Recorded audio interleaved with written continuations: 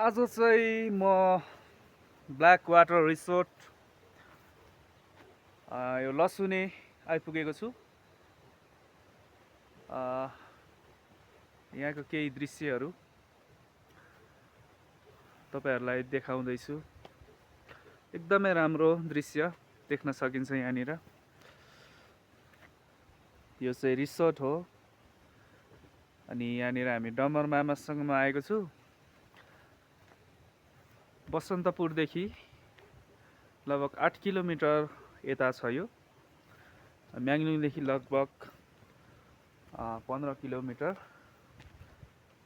यता छ। तपाईहरु आउन सक्नुहुनेछ घुम्नको निम्ति। एकदमै आनन्द मनोरञ्जन एकदमै शान्त। हामीलाई कहिलेकाहीँ तनाव भइरहेको बेला आयो भने पनि एकदमै फ्रेस हुने ठाउँ जस्तो लाग्छ मलाई चाहिँ। यहाँनिर म अझै पर गएर तपाईहरुलाई देखाउँदैछु।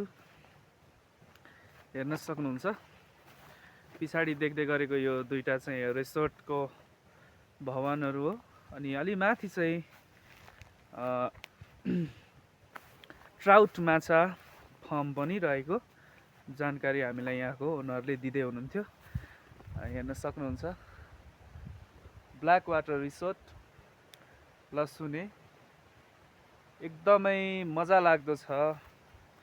अनि यहाँबाट पारीको दृश्यहरू पनि देख्न सकिन्छ। अब यहाँनिरबाट पारी लसुने लगायत बसन्तपुरहरू पनि देख्न सकिन्छ। तर आज चाहिँ एकदमै हुस्सु लागेको कारणले केही पनि देखिएको छैन।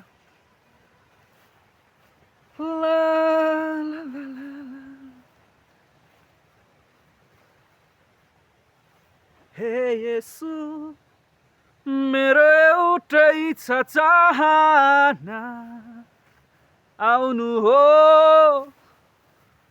Thank you.